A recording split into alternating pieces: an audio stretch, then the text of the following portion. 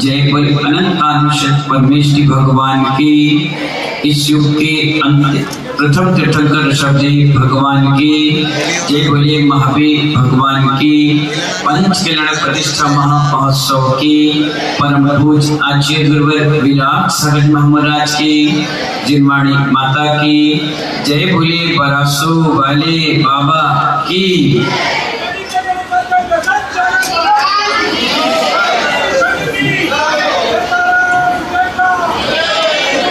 महानुभाव अवश्य।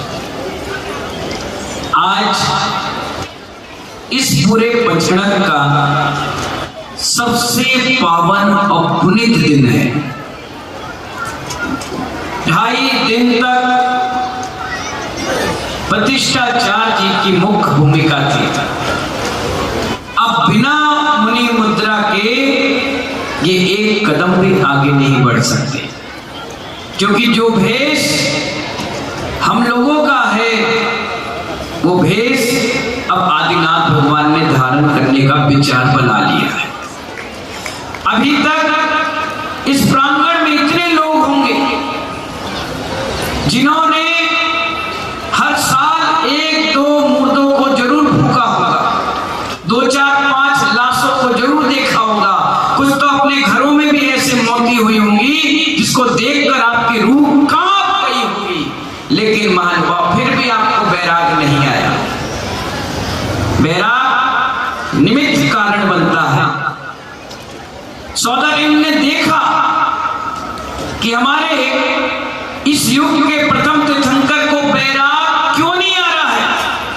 आर के जैन साहब क्यों नहीं आ रहा। बार बार वो चिंता में था, क्योंकि अगर उनको वैराग नहीं आएगा तो धर्म का रथ कौन खींचेगा। वैसे तीसरा काल था, पता नहीं लोगों के अंदर उतना संयम भी नहीं था। सब भोग भूमि के जीव थे। उन्होंने अपने अवधि ज्ञान से देखा कि किस कारण से इनको वैराग नहीं आ रहा। उन्होंने कहा कि निमित्त नहीं मिल रहा। उन्हें तुरंत लगाया दिमाग अपना कि स्वर्ग में ऐसी कौन सी अप्सरा है जिसकी आयु कुछ समय की है, अंतर मुहूर्त की है। उन्होंने देखा एक अप्सरा का नाम था नीलांजना। आपने देखा अभी एक अप्सरा आई थी, वो कैसे ड्रेस में थी, जोर से बोलो। नीली। यही तो आपकी गलतफहमी है। नाम नीलांजना था, नीली ड्रेस नहीं थी। पंडित साहब, नीली ड्रेस नहीं थी। ये तो लोगों ने उसे पहना करके प्रेजेंटेशन कर दिया कि नीलांजना तो नीली ड्रेस, कुमारी तो कन्या। नहीं महानुभाव, आपके यहाँ मीना कुमारी भी तो शादीशुदा थी, दिलीप कुमार भी तो शादीशुदा थे। तो महानुभाव, नाम से लोगों ने नीलांजना का नाम नीले कपड़ों में कर दिया। अगर कोई व्हाइट कलर में आकर यहाँ नृत्य कर ले तो कोई आश्चर्य की बात नहीं है, आप उसको सहज रूप में स्वीकार करें। इसी प्रकार नीलांजना नाम की अप्सरा जब नृत्य करी तो आंख झपकते ही दूसरी अप्सरा आ गई और वो मृत्यु को प्राप्त हो गई। क्योंकि देवी और देवताओं का शरीर हमारा और आपकी तरह नहीं होता, वो बैक्टीरिया शरीर होता है, कपूर की भांति उड़ जाता है। तो ऋषभदेव अवधि ज्ञानी थे। जैसी जन्म हुआ अवधि ज्ञान को धारण करके थे। उन्होंने अपने अवधि ज्ञान से देख लिया कि ये अभी अभी मृत्यु को प्राप्त हो गई, और ये सब मुझे घुमाने के लिए दूसरी अप्सरा को खड़े कर दिया। उन्होंने कहा रुक जाओ, बंद करो ये सब, क्योंकि ये नृत्य उनके जन्म उत्सव के समय का था। जन्म में एक अप्सरा की मृत्यु निमित्त कारण बन गई और उन्होंने रोकवाया। और जैसी रोकवाया और चिंतन में डूबे कि मुझे तो दीक्षा लेना था और मैं कहाँ नाच गाने में लटक गया, जन्म उत्सव मनाने लग गया। क्योंकि हमारे 24 तीर्थंकरों में 16 या 18 ऐसे तीर्थंकर हैं जिनके जन्म उत्सव पर ही उन्हें वैराग आ गया। उन्होंने दीक्षा ले ली जन्म उत्सव, और उनका जन्म कल्याणक ही दीक्षा कल्याणक में बदल गया। अब महानुभाव उन्होंने रुकवा कर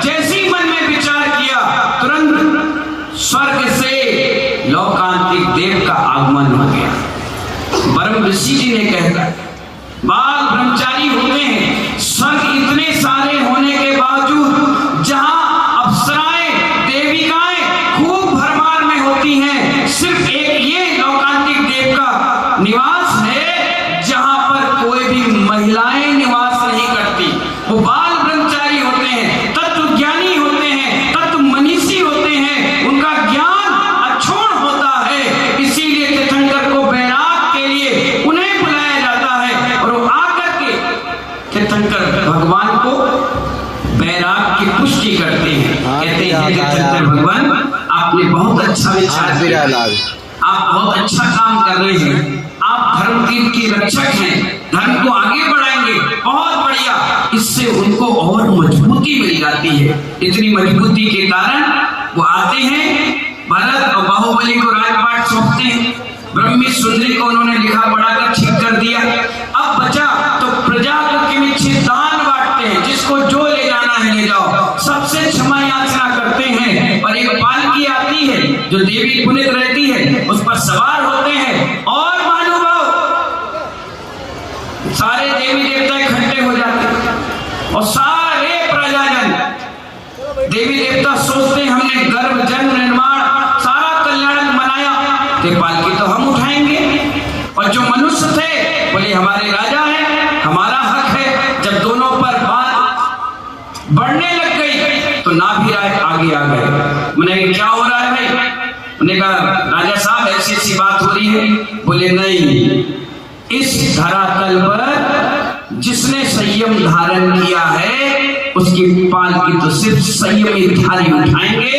देवी देवता असंयमी जीवन जीते हैं, इसलिए इस पालकी को हाथ नहीं लगाएंगे। और सब लोगों में जय जयकार होती है कि राजा ने सही निर्णय किया। और सारे मनुष्यगण 7 कदम पालकी को लेकर चलते हैं। उसके बाद देवी देवता उसको लेकर के आगे वन की ओर ले जाते हैं। और वन में जाते ही तीर्थंकर सबसे पहले केश रोज करते हैं। आपका केश रोज अगर 2 बार टूट जाए ना तो अम्मा दादी याद आ जाती है। जब कोई महिला थ्रेडिंग कराने जाती है ना, जब वहां से आती है तो पूरा चेहरा सूज जाता है। बच्चे पूछते मम्मा क्या हो गया? कुछ नहीं कुछ नहीं कुछ नहीं कुछ नहीं, इतना चेहरा छुपाते हैं। सोचिए दिगंबर साधु और उनके भगवान पूरे बालों को अपने हाथों से खींच कर घास फूस की तरह उखाड़ कर फेंक देते हैं, फिर भी उनके चेहरे पे कभी शिकन नहीं देखते, रोते हुए लेते, मुस्कुराते हुए आशीर्वाद देते। ये तीर्थंकर ब्रज वृषभ नाराज शहर का होने के कारण सिर्फ 5 बार केस रोज करते हैं। 1 2 3 4 और यहाँ बीच से उखाड़े 5 मुट्ठी केसों से ही उनका केस रोज हो जाता। क्यों? क्योंकि तीर्थंकर की दाढ़ी और मूछ नहीं होती। ये देवी देवता भली दाढ़ी मूछ वाले हैं, लेकिन एक भी देवी देवताओं की दाढ़ी मूछ नहीं होती। तीर्थंकर की कोई दाढ़ी मूछ नहीं होती। उनके बाल घुंघरालू होते हैं। पंचमुष्टि केस सोच करके उखाड़ कर फेंक कर वस्त्र आभूषण त्याग करके दिगंबर वेश धारण करते ही महानुभाव उनको अभी तक 3 ज्ञान है, मति और अवधि ज्ञान। और जैसे उनने केसवन करके मुनि दीक्षा ली, ऐसी उनको चौथा ज्ञान यानी मने परे ज्ञान हो गया। और मने परे ज्ञान होते ही मन की बातों को पढ़ने वाला जीव मौन लेकर के बैठ जाता है, सीधा मौन। उनको देखा देखी 1000 से ज्यादा राजाओं ने भी दीक्षा ली कि मैं भी दीक्षा लूंगा, मैं भी दीक्षा लूंगा। और दीक्षा लेकर के उनके साथ साधना करने लग गए। कल उनका पहला आहार होगा, 13 महीने के बाद पहला आहार होगा। इस प्रांगण में एक आदमी शेष नहीं रहे जो कल आहार ना दे पाए। पूछिए क्यों? हाथ जोड़ो, मत करो, हाथ जोड़कर पूछो हे उपाध्याय श्री कल आहार क्यों दे? मनोज भाई ठंड भली कितनी लगे, आगे जैसा बर्फ भी गिरने लग जाए, जीतू भाई आंधी तूफान आ जाए, ये आपकी परीक्षा की घड़ी है। याद रखना शास्त्रों में उल्लेख है, महान महान आचार्यों ने कह दिया, भगवान महावीर की वाणी में खिल चुका है, जो व्यक्ति आहार देता रहता है ना वो नरक जाएगा ना कभी जानवर बनेगा, या तो मनुष्य बनेगा या स्वर्ग में जाएगा। अगर आपको 2 गतियों से मुक्ति चाहिए तो तीर्थंकर ऋषभदेव को आहार जरूर दे देगा। ये मौका ना जाने दोबारा जिंदगी में आए या ना आए। उनसे पूछो जिन्होंने बोलियां ले रखी, फोटो छपा, नाम छप गया, लेकिन सूतक और पातक के कारण इस मंच तक नहीं आ पाए। तुम बड़े सौभाग्य वाले हो जो तुम्हें इस मंच पर इतना अच्छा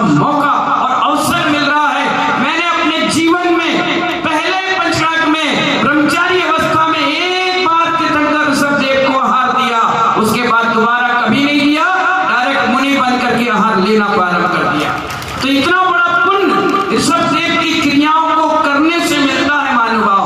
और वो भेष आज मुनि का लेने जा रहे हैं।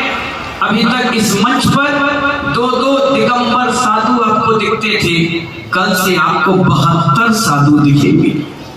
कितने साधु दिखेंगे? 72 दिगंबर साधु, क्योंकि 2 तो तुम्हारे साथ थे और ये भी सारे मुनि बनते ही 70 + 2 कितने हो गए? 72 मुनि मिलेंगे।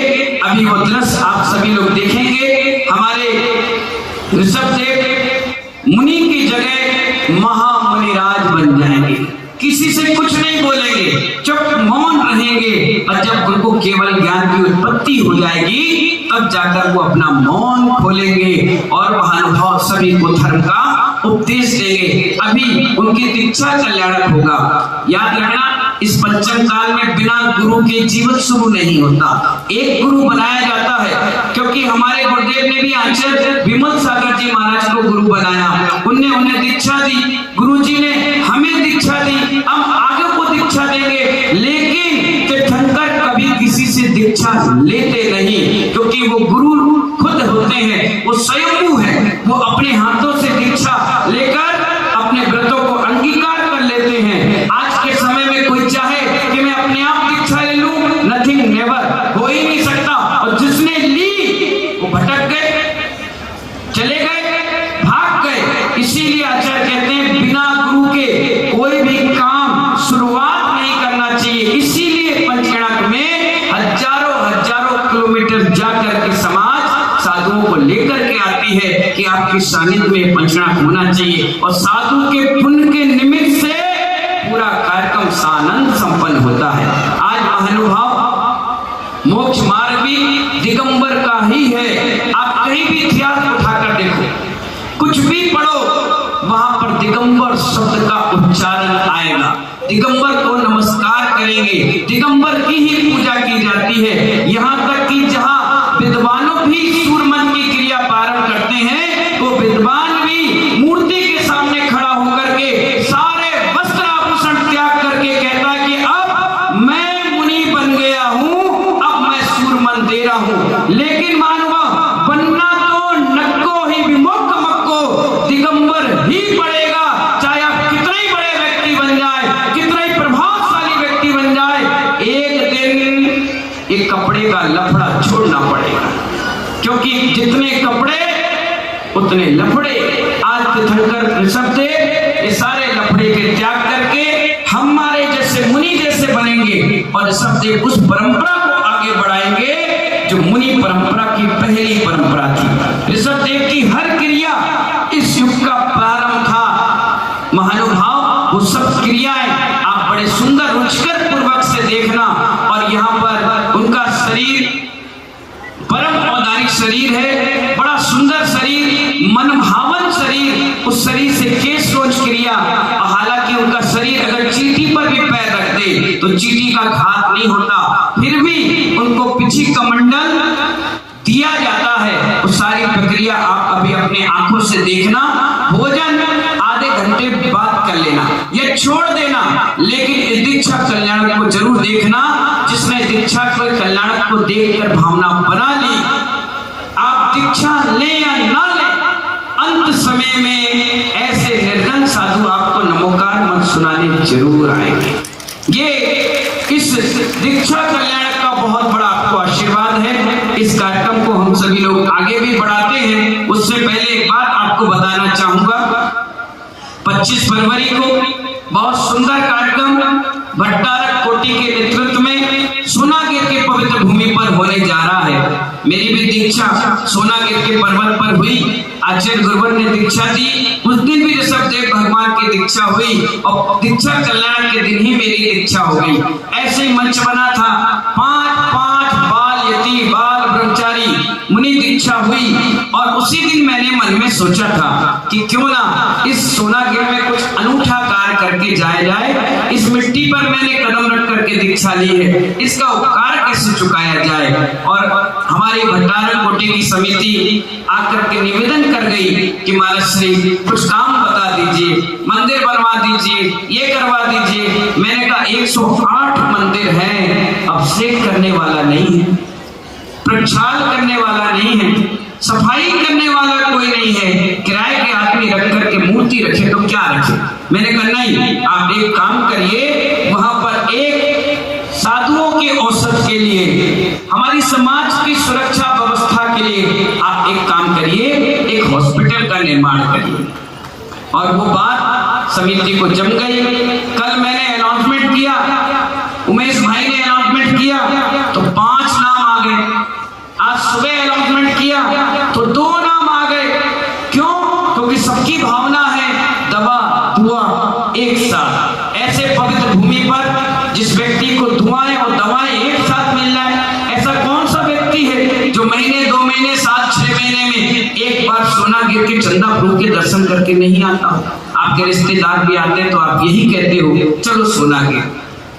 शादी ब्याह फंक्शन मुंडन बच्चे का नामकरण सब सोनागिर में रखते हैं। क्यों?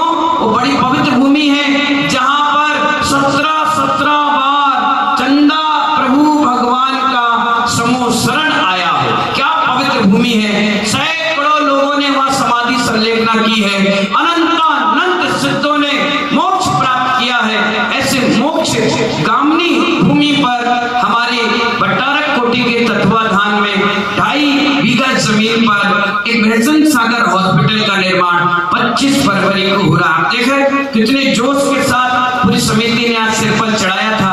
आज इस दीक्षा के प्रसंग पर उमेश भाई, पंडित जी उमेश भाई को बुलाओ। दीक्षा के सुंदर प्रसंग पर हम ये चाहते हैं कि आज भी उस हॉस्पिटल के सहयोग में आप सभी लोग बढ़ चढ़कर हिस्सा ले।